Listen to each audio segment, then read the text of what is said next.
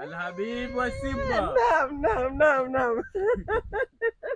Habari yako bwana? Habari oda, habari mpwito, habari mukide, mambo shega. Yaani unafuraha hivyo na umedraw? Ili akina kuitwa mtaji wa magoli. Ukasikia mtaji wa magoli, basi njoo ulia nyumbani, sisi tumekuja ku relax tu. So kama majirani zetu kivumbi na jasho, wamewavya jasho, bali Mungu ndio kawajalia wamepindua meza. Sasa nyinyi mtapindua, wenzenu ndio washapindua. Unauza maswali polisi wewe kuchapigwa makofi. Suwe tumepindua kwao. Tumwapiga goli zino 3.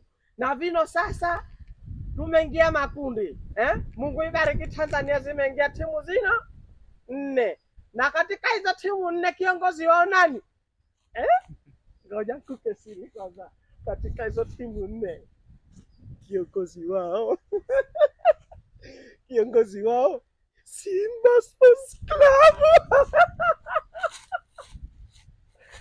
Utatoboa huko, unaweza ukashuka. Utoboa nchatoboa kwa sababu kwa sababu gani unapojitambia hivyo wewe?